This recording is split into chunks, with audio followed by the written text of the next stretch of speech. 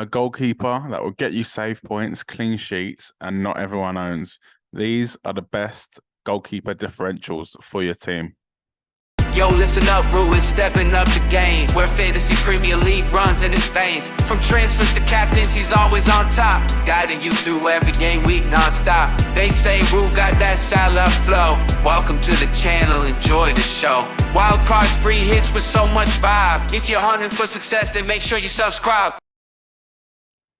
Good day, mate. Welcome back to the channel. My name's FPL Roo, and welcome back to another FPL video. So in today's video, we're going to be looking at the best differentials in terms of expected points.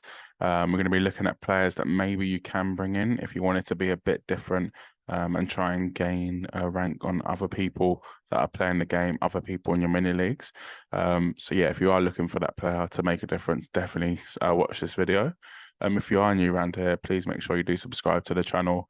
I do produce FPL content twice a week as a minimum. And yeah, and like the video too if you are enjoying the video. We'll start off with the goalkeepers. So in terms of expected points for a player that is under 10% owned, that's what we're going to use as a differential for this video, is under 10% owned. We'll start off with Steele. So Steele is expected to score the joint most points, 9.2 points over the first 3 game weeks. If you've seen some of my other videos, you'll know Brighton have some really, really good fixtures to start the season. They start with Luton at home, Wolves away, and West Ham at home, and still comes in at 4.5 million, 5.6% owned. Obviously, I know a lot of us, if you did play last year, had Still in your teams. He was 4 million to start with. And then as people got him in, he went up in price. I think 4.5 million is a really, really good price for him. However, there are some other Brighton goalkeepers that could potentially start over Still. If Still does start, then I think he is a really good option. And at 5.6% owned, he is a massive differential. And especially with Brighton's fixtures, you kind of probably couldn't get that much better than 2 home games, one against a newly promoted side, Wolves away, to start off the season, and the defence is not too bad either. Next up, in terms of expected points, it's the same as Still. Kepa. We won't talk about Kepa too long, as it's likely Chelsea will be buying a new goalkeeper. They have sold Mendy, so Kepa could start the season. And Chelsea's fixtures are not too bad, but they do start with a trip to at home against Liverpool, West Ham away, but then they have Liverpool, and their fixtures do turn after that. Kepa's only 2.2% owned, 5 million though. So for me, that's why I'd stay away. I think 5 million is too much this season for a goalkeeper that you're not guaranteed starts, and you're not guaranteed.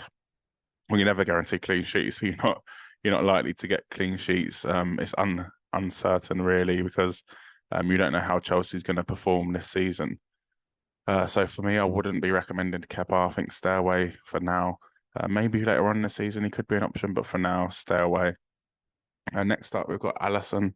So 5.5 million, the most expensive on this list, and 10% owned. So just the differential.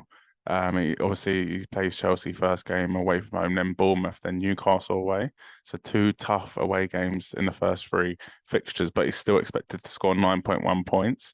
For me though, 5.5 million is a lot for a goalkeeper, and then fixtures are not screaming out to me that I want a goalkeeper from Liverpool, especially them 2 tough away games. Yes, I know a lot of people are going to be going for Trent, but Trent is different.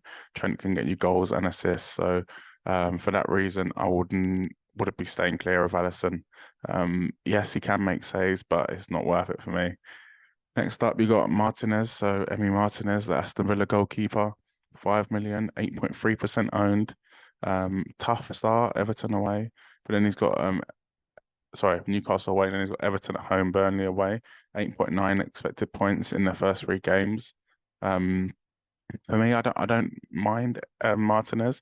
We know how good he can be in FPL, the saves he makes, and Villa likely to be good defensively, especially having more time under Unai Emery, who we all know how good he can be defensively.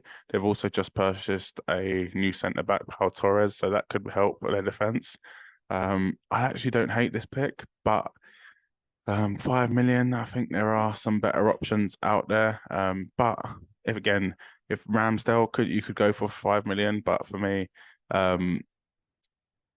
you'd rather keep it safe and go for a 4.5 or a 5 million that is going to be solid defensively. So for me, yes, I don't hate Martinez. I think if you want to get a Villa defender or goalkeeper in, then they have the fixtures, and he's going to keep save points. But I think Ramsdale for 5 million or one of the 4 million goalkeepers is a better option.